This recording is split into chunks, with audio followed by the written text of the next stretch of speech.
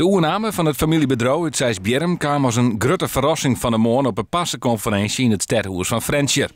Maar de 21-jarige eigenaar Willem Hartman wie er al een skofje mee dwaande. Ik ben eigenlijk al 7, 8 jaar bezig, of eigenlijk 10 jaar bezig om te kijken of er een geschikte opvolger voor mij is in dit geheel. En ook om dat allemaal verder te zetten. Nou, en dat is gewoon heel erg moeilijk in dit. Vooral omdat er ook enorme financiële aspecten aan spelen.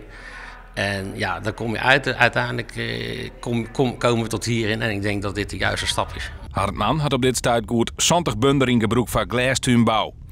Dat wordt de komende 4 jaar uitbreiden naar 100 zien. Het tal werknemers neemt van 180 nou, want een lietse 400. Een flink stuk werkgelegenheid extra dus. We gaan vernieuwen, we gaan investeren. We praten echt over bedragen van 87 tot 100 miljoen wat geïnvesteerd wordt de komende 4, 5 jaren.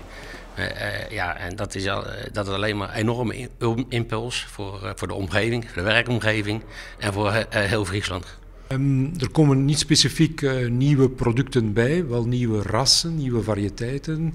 Het voortschrijdend inzicht, de voortschrijdende ontwikkeling van nieuwe variëteiten, smaaktomaten, heel wat nieuwe dingen die een nieuw assortiment, een uitbreiding van een assortiment kunnen creëren. Maar het gaat over de basisproducten, tomaat, komkommer, paprika, aubergine. Door de overname komt er eindelijk schot in de bouw van een geothermiecentrale, of warmtecentrale bij het bedrijf.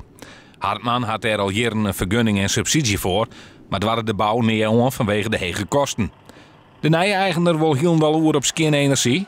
Met hulp van het Fonds voor Skin en Frieske Energie wil hij eind dit jaar met het 25 miljoen euro kostende project uiteenzetten.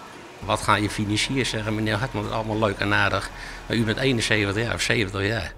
Wat gebeurt er als u omvangt met zulke bedragen? Dus die staan er erg sceptisch tegenover. En met deze wijze kunnen we dat klaarmaken. Het grote voordeel in glastuinbouw en zeker met de stappen die we kunnen zetten naar verduurzaming, dus ook op basis van geothermie, kunnen we meer en meer jaar rond gaan telen. En gaan we dus ook kunnen zorgen dat mensen jaar rond eigenlijk een kwalitatief goede job kunnen hebben. Wat de nieuwe eigenaar van het bedrijf betelt, wordt net bekend maken.